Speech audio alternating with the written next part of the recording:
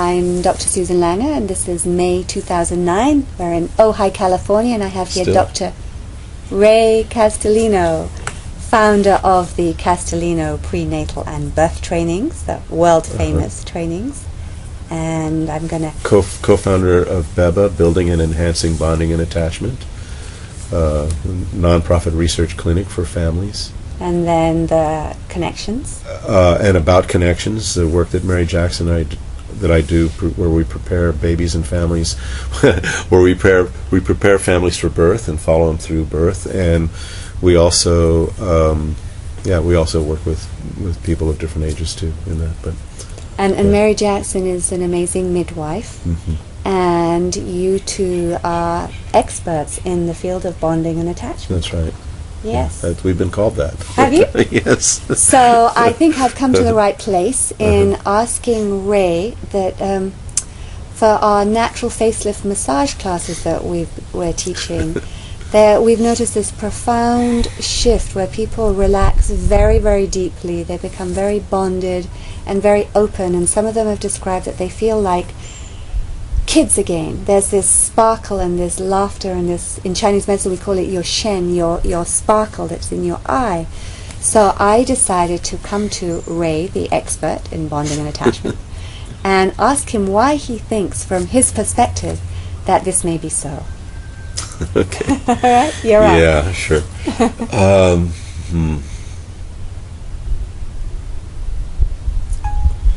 I'm remembering a time when a friend of mine who does these skincare products gave me a facial.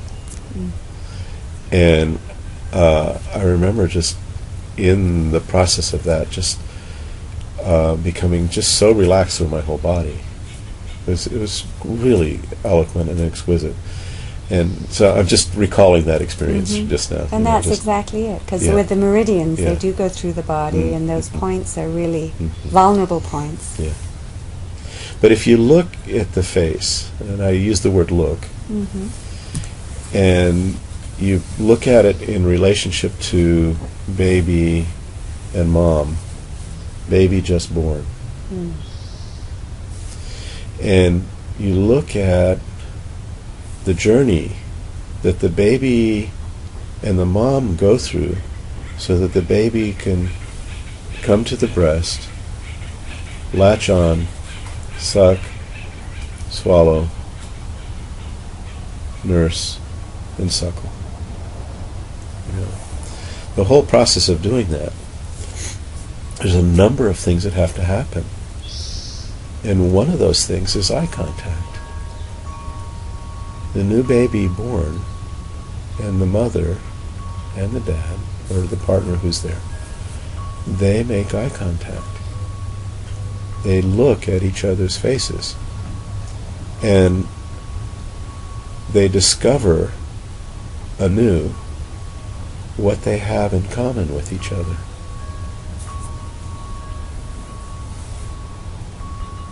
The baby, to attach to his or her mother, must experience what they have in common with their mother to do that. Love the chimes. Your chimes. Yeah. The mother, in order to fully bond with her baby, must perceive what she has in common with her baby. That her baby came through her from within her, grew within her, and is now meeting her on the outside. And what happens is they look at each other's faces, eyes, and they get very still and quiet.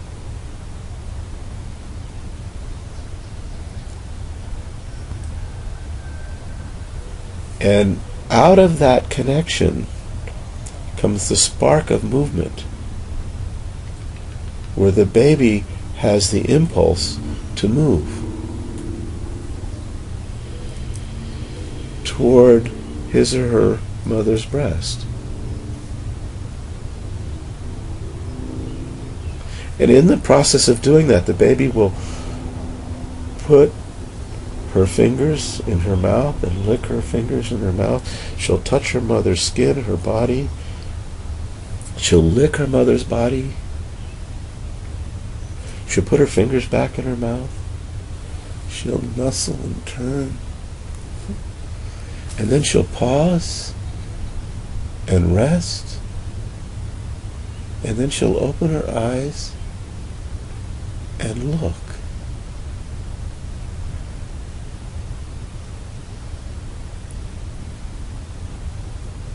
And then she'll close her eyes, and another impulse from within her will come again. And when I'm saying her, I'm meaning both boys and girls, to move. And in the process, if the baby is left, and the mother is left alone, not alone, but in the sanctity of their experience with each other, undisturbed, not weighing, measuring, and scurrying around.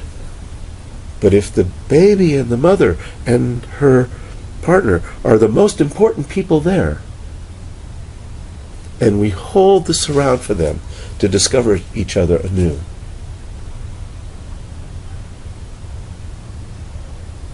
they will use their eyes, they will use their senses, their ears, their touch, their smell, eyes, hearing, touch. They will use their senses to discover each other anew and come to know each other anew and recognize what they have in common with each other and recognize what each of them has to do to support the other and themselves. It's a very miraculous thing, whoever designed us. Because the baby is not just there for himself, herself. The baby is there to, yes, find their way to the breast, to latch on, to nurse. But the baby is there to support the mother, because the mother in her motherhood needs that as much as the baby needs it.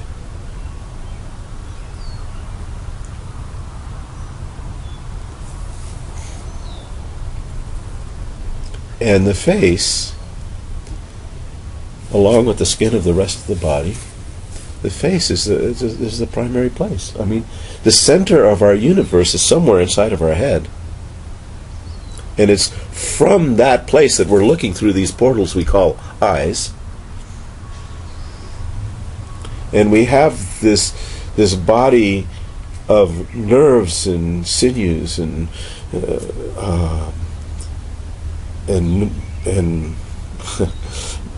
neurons and what do you call it? Synapses. Synapses. You know, we have that. Axons Axons and synapses. You know, we have this whole network of things that are activating and settling and activating, settling. Those, the baby and the mother, need to be able to see each other's faces, to be able to touch each other, so they can discover what they have in common with each other and support each other and themselves. And so the mother can come to the baby and express her motherhood to the baby, and the baby can come to the mother and receive the mother's the expression of her motherhood, and to give the mother the presence of her babyhood, his babyhood. The face is absolutely essential to that. So whatever it is, however you touch your face, it's a rather intimate thing. Very. It's a rather intimate thing to touch the face of another. Yes. To reach out and to just cup the cheek of another, or stroke an eyebrow, or if the relationship is such, to feel the quality of that person's skin and the response within that. as we're talking, you just feel in the presence of that in myself. I'm just experiencing, just talking about it, and seeing how many times I've seen, that babies and moms do this. How settling it is to my nervous system inside me and my being. It's a sacred place. It's a sacred place. Yes. So that's what I have to say about it. Thank you. That was beautiful. Yes. So basically then working with the face, you're saying working with the babies and moms, it's very settling.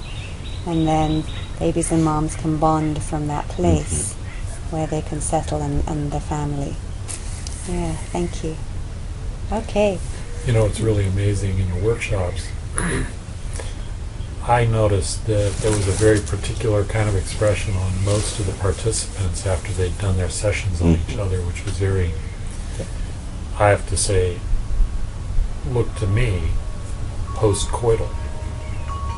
And I thought, where's this coming from? And it never happens that we have our faces,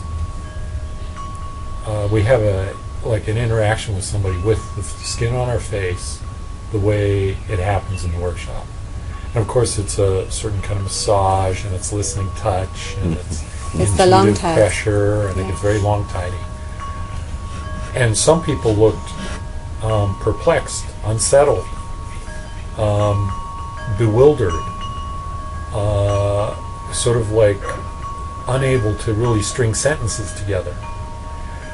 And along with that was this very relaxed, sweet, sort of tender, expressiveness of the face. And it was really profound. It was surprising to me. I didn't expect that. No, and I really got how there is a bit of, I think within this culture, there's probably a taboo. You just don't touch somebody's face. The only people that get to do that are your children, or your partner, your intimate relation, your intimates. Or your facialist who picks your zits and that's it. And that's kind of clinical. Very, very. And or your dentist. Or your yeah, the dentist, dentist, more clinical. Oh. Okay. So would you say that's an oxytocin response, perhaps? Oh, yeah.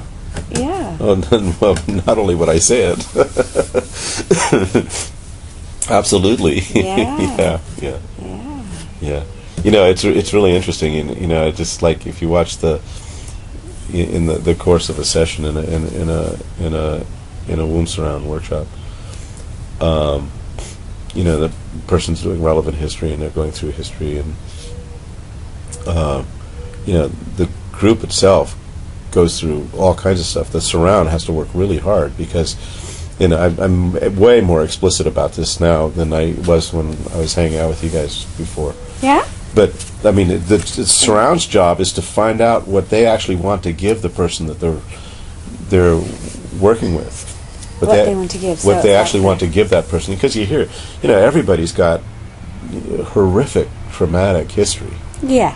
We got histories up the wazoo, and you sit there and listen, and people identify with the histories, and they get stuck in all the trauma and all of that. And so most of the facilitating now is what the surround has to do in order to find them play, and what they have to do to support themselves and each other, and resource themselves, do all the kinds of things that the family didn't do when the turn person was growing up. Yeah. So it's facilitating that so that they actually give the turn person what they want to give them now, today. Yeah. And what happens in the process of that is that you feel a constriction of the person's family history and their ancestry. You feel it, you get it, you touch it enough to say, okay, that's fine. Yeah. No, it's not fine, but that's but it's well known. And then it metamorphosizes into the felt sense of the oxytocin presence. Yeah. Yeah, which is the sitting in grace. And that's you sitting long tide. What's going to happen? Yeah.